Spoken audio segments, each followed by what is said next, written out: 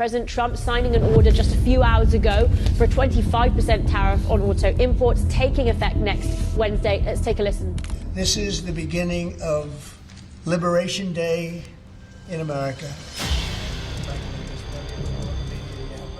Donald Trump has dropped yet another political bombshell. ፕሬዝዳንት ዶናልድ ትራምፕ በአነጋጋሪ ፊርማቸው ቀጥለዋል። በትናንትናው ዕለትም የዓለምን ኢኮኖሚ ከሚያነቃቁት ውስጥ አንዱ ሆነው የተሽከርካሪ ገበያ ላይ ታሪፋቸውን አሳርፈዋል። ታሪፉ የተጣለው በውጭ ሀገራት ትምህርት የገበያ መዳረሻቸውን አሜሪካ ባደረጉ የበርካታ ሀገራት ተሽከርካሪ ምርቶች ላይ ሆኗል። ፕሬዝዳንቱ ይህን እርምጃቸውንም የአሜሪካ የነጻነት ቀን መጀመሪያ ሲሉ ተናግረውታል። This is the beginning of Liberation Day. ፕሬዝዳንቱ በዚህ ታሪፍ ውስጥ ውጭ ሊወጣ የነበረውን የአሜሪካን በቢሊዮን የሚቆጠር ዶላር ማስቀረታቸውን ተናግረዋል። እናም ውዝግቡ እንደቀጠለ ይገኛል። እንደ ቢቢሲ ዘገባ ከሆነ አሜሪካ ባለፈው ዓመት ከተለያዩ ሀገራት 8 ሚሊዮን የሚጠጉ ተሽከርካሪዎችን በሸመት አስገብታለች። በዚህም በአሜሪካ ተሽከርካሪ ገበያ ውስጥ ሰፊውን ድርሻ ይዘዋል የተባሉት የደቡብ ኮሪያ፣ የጃፓንና የጀርመን ምርቶች ናቸው። ካናዳና ሜክሲኮ ቀደም ብሎ በትራምፕ አማካኝነት የ25 በመቶ ታሪፍ የተጣለባቸው ሀገራት ለመሆን በቅተዋል። ከዚህ በተጨማሪ ሌሎች ስማቸው ያልተጠቀሱ የአውሮፓ ሀገራትም እንዲሁ በአሜሪካ የተሽከርካሪ አቅርቦት ውስጥ ድርሻ እንዳላቸው ይነገራል። አሁን የተሽከርካሪ 25 በመቶ ታሪፍ የአውሮፓ ህብረት እንዳጠቃላይ የሚመለከት በመሆኑ እነዚህ ሀገራትንም ጭምር የሚያጠቃልል ይሆናል እንደማለት ነው። ይህም በመሆኑ አሁን እነዚህ ሁሉ ሀገራት ተጠቃለው በፕሬዝዳንት ዶናልድ ትራምፕ የታሪፍ መጣል እርምጃ ውስጥ ገብተዋል። ፕሬዝዳንቱ ቀደም ሲል በተወሰኑ ሀገራት ጠቅላላ ገቢ ምርቶች ላይ ከ10 እስከ 5 በመቶ ታሪፍ መጣላቸው ይታወሳል። ካናዳ፣ ቻይና፣ ሜክሲኮና የአውሮፓ ህብረት በዚህ የታሪፍ ውሳኔ ውስጥ የተካተቱ ናቸው። አሁን ደግሞ ታሪፉ እየተጣለ የሚገኘው ምርቶችን በመለየት ሆኗል። እናም አሁን በዶናልድ ትራምፕ የታሪፍ መዝገብ ውስጥ የገባው የተሽከርካሪዎች ምርት ሆኗል። በዚህ አዲሱ ይፋ በሆነ የትራምፕ ውሳኔ መሰረት ቀደም ብሎ በነበረው የትራምፕ የታሪፍ እርምጃ ያልተካተቱት እንደ ደቡብ ኮሪያና ጃፓን ያሉ ሀገራት ተካተዋል። የትራምፕ ታሪፍን የመጫን ፊርማም አሁንም አልቆመም፣ እንደቀጠለ ይገኛል። ይህ ውሳኔ ተሽከርካሪዎችን ብቻ ሳይሆን የተሽከርካሪዎችን መለዋወጫ ጭምር ይመለከታል ነው የተባለው። ከመጪው ኤፕሪል 2 2025 ወይም ከአንድ ሳምንት ባነሰ ጊዜ ውስጥ የሚተገበር መሆኑ ጭምር ተመላክቷል። ሀገራቱ ቀድሞ ተነግሯቸው በቂ ዝግጅት እንኳን ሳያደርጉ ይፋ የሆነ ታሪፍ ሆኗል። President Trump has widened the global trade war he started since retaking the White House. He's announced a 25% tariff on all cars imported into the United States from the 2nd of April. አስገራሚ ታሪክ ደግሞ እነዚህ ሁሉ የዶናልድ ትራምፕ ታሪፍ ሰለባ የሆኑ ሀገራት ቀደም ብሎ ከአሜሪካ ነጻ የንግድ ስርዓት የሁለትዮሽ ስምምነት ፈራሚ ሀገራት መካከል መገኘታቸው ነው።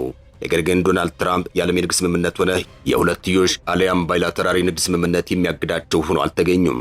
የዚህ የትራምፕ የታሪፍ ሰለባ የሆኑ ሀገራት በእነሱ ገቢ ምርቶች ላይ አሜሪካ ገቢ ታሪፍ ስትጭንባቸው እነሱን በመልሶ ቅጣት የበቀል ታሪፍን ለመጣል ቢሞክሩም ትራምፕ በድጋሚ ሌላ የበቀል ታሪፍን በመጫን የንግድ ጦርነቱን የበለጠ አፋፍመውታል።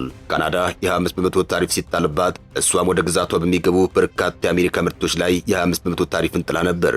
ሆኖም ትራምፕ ይህንኑ የምላሽ እርምጃ ተከትሎ የቀደመውን የ25 በመቶ ታሪፍም ወደ 50 በመቶ ከፍ ነበር ያደረጉት። ትራምፕ ባስተላለፉት መልእክትም ከሚጫንባችሁ አሜሪካ ታሪፍ ማምለጥ ከፈለጋችሁ ምርቶቻችሁን በአሜሪካ እንዲመረት አድርጉ፣ የማምረቻ ኢንዱስትሪዎቻችሁንም በአሜሪካ ምድር ትከሉ ሲሉ ነበር ያስታወቁ። በእሳቸው ኢኮኖሚ ፍልስፍና መሰረት የውጭ ኢንቨስተሮች በአሜሪካ መዋዕለ ንዋያቸውን እንዲያፈሱ ለማድረግ ታሪፍን መጫን ወሳኙ ቁልፍ ነው። በዶናልድ ትራምፕ ታሪፍ አሁን ባለው ሁኔታ ቀስ በቀስ ያልተነኩ ሀገራት እየተነኩ ቀጥለዋል። ከዚህ ጋር በተያያዘ የበርካታ ሀገራት ኩባንያዎች የአክሲዮን ገበያ ወርዷል። የህንዱ ታታ አምራች ኩባንያ የአክሲዮን ገበያው 5 በመቶ አሽቆልቁሏል የተባለው። የአውሮፓና የሩቅ ምስራቅ ተሽከርካሪዎች ገበያም በተመሳሳይ መልኩ የገበያ መሮድ ፈተና ውስጥ እየገባ ይገኛል። ጀርመንና ደቡብ ኮሪያ ጭንቅ ውስጥ ገብተዋል። የቅንጦቹ መርሴዲስ ቤንዝ፣ ቢኤምደብሊው እና ቮልስ ተሽከርካሪዎችን የምታመርተው ጀርመን እንነጋገር እያለች ትገኛለች። በአሜሪካ የመኪና አስመጪዎች ገበያ ክፉኛ አሽቆልቁሏል። አሜሪካ ምርታ ወደ ተለያዩ ሀገራት የምትልካቸው ተሽከርካሪዎች ገበያ ሊያጡ ይችላሉ የሚለው ስጋትም አብሮ እየተነሳ ይገኛል። የአሜሪካ ኩባንያዎች የሆኑት እንደ ጄኔራል ሞተርስና ጂፕ ያሉ ተሽከርካሪ አምራች ኩባንያዎች የአክሲዮን ገበያቸው እያሽቆለቆለ እንደሆነ እየተነገረ ይገኛል። ተከታታይነት ያለው የታሪፍ እርምጃ ዓለም ኢኮኖሚ ብቻ ሳይሆን የራሱ የአሜሪካንም ኢኮኖሚ ቢሆን መነቃነቅ ጀምሯል። እናም አሁን ባለው ሁኔታ ፕሬዝዳንት ትራምፕ አሜሪካን ወዴት እየወሰዷት ነው የሚለው ጉዳይ አሁንም አነጋጋሪ ሆኖ እንደቀጠለ ይገኛል። አሁን ትራምፕ እየወሰዱት ባለው የታሪፍ እርምጃ አሜሪካ በርካታ የኢኮኖሚ ዘርፎች ሳይቀሩ በሰፊው መንቀሳቀስ ጀምረዋል። በአሜሪካ ገበያ ውስጥ የሚገኙት የውጭ ምርቶች ዋጋቸው በጣለባቸው ታሪፍ መጠን ኑሯል። ይህም በአሜሪካ ኢኮኖሚ ውስጥ የዋጋ ማሻቀብ ወይም ኢንፍሌክሽን እንዲከሰት እያደረገ ይገኛል። ሸማቹ በትራምፕ አስተዳደር ላይ ማግሮምረሙን ቀጥሏል። ትራምፕ አንጻሩ እስኪታገሱ ይሄ ጉዳይ ጥቂት ጊዜ ነው፣ የመጨረሻው ድምር ጥቅም ለአሜሪካና አሜሪካውያን ሲሉ ተደምጠዋል። ለጊዜ የሚፈጠር ፈተና አለ፣ የመጨረሻውን ሳቅ የምንስቀው እኛው አሜሪካውያንን እያሉ ይገኛል። የትራምፕ አስተዳደር በዚሁ ሰዓት እየጣለ ባለው ተከታታይነት ያለው ታሪፍ የዓለም ኢኮኖሚ ሊተነበይ በማይችል አጣብቂኝ ውስጥ ገብቷል። ሆኖም እሳቸው ግን የሚሰሙ ሰው አልተገኙም። አሁን እያነጋገር ያለው ትራምፕ በቀጣይስ በየትኞቹ ምርቶችና ሀገራት ላይ ታሪፉ ሊጥሉ ይችላሉ የሚለው ጉዳይ ነው። በዓለማችን ከፍ ያለ ኢኮኖሚ አቅም ያላቸው ሀገራት በሙሉ በትራምፕ የታሪፍ ቅጣት ውስጥ ገብተዋል የተባለው ብዙዎቹ አሜሪካ ዋነኛ የምርት መዳረሻ ገበያቸው ስለሆነች የሚያስከትልባቸው አሉታዊ የኢኮኖሚ ውጤት ቀላል ሆኖ አልታየም። በአዲሱ የዶናልድ ትራምፕ የተሽከርካሪዎች ታሪፍ ክፉኛ የተደናገጠው የደቡብ ኮሪያ መንግስት አስቸኳይ ስብሰባን ጠርቷል። ደቡብ ኮሪያ ከሁለተኛ ዓለም ጦርነት ማክተም ጀምሮ ሁነኛ የአሜሪካ አጋር ሆና ቀጥላለች። በኢኮኖሚውም በወታደራዊም ዘርፍ ሁለቱ ሀገራት ያላቸው ግንኙነት ጥብቅ እንደሆነ ይነገራል። ከጃፓን ጋርም ቢሆን እንደዛው ነው። ሆኖም የአሁኑ የታሪፍ ጉዳይ ግን እነዚህ ሀገራትን ነክቷል። ዶናልድ ትራምፕ ለመሆኑ ምርቶቻቸውን ወደ አሜሪካ በሚያስገቡ ሀገራት ላይ እንዴት በዚህ ደረጃ የታሪፍ ናዳን አወረዱ ለሚለው ጥያቄ በብዙዎች እየተሰጠ ያለው ምላሽ አሜሪካ በዓለም አቀፉ ነጻ የገበያ ውድድር ስለተሸነፈች ነው እየተባለ ይገኛል።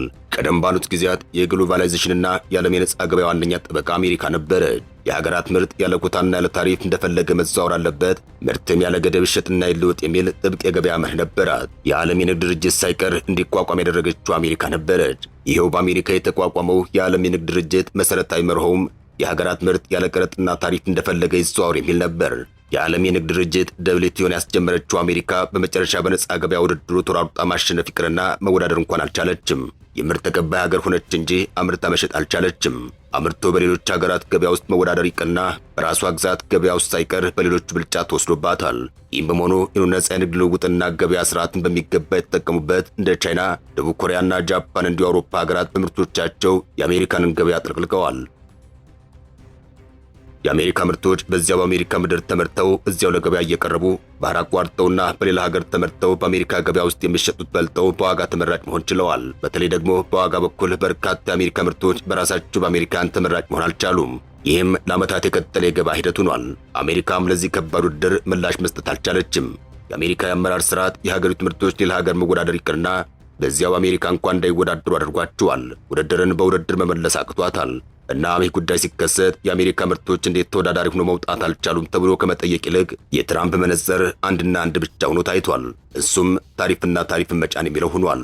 የዓለም ኢኮኖሚ የተያያዘ ነው። የአንዱ ማግኘት ለሌላው ማግኘት እንዲሁም የአንዱ ማጣትና መክሰር ለሌላኛው ክሰር ጭምር ሆኗል። አሁን በተፈጠረው የንግድ ጦርነት የዓለም ኢኮኖሚ እድገት በተወሰነ ደረጃ ሊቀንስ ይችላል የሚሉ የምጣኔ ሀብት ባለሙያዎች ትንታኔ እየተሰማ ይገኛል። የአሜሪካ ከፍተኛ የንግድ አጋሮች የኢኮኖሚ መሰረት ተናግቶ አሜሪካ ብቻዋን እድገት ልታስመዘግብ አትችልም፣ እናም አሁን ባለው ሁኔታ አሜሪካም ጭምር የምትከስር መሆኗን ጥርጥር የለውም የሚሉ የሳንቲሙ ሌላኛው ገጽታ ትንታኔዎችም ጎልተው መሰማት ጀምረዋል። የትራምፕ ትንታኔ ደግሞ ሌላ ነው። በዚህ የንግድ ጦርነት ውስጥ አሜሪካ ጭምር ልትጎዳ እንደምትችል ፕሬዝዳንቱ አይክዱትም።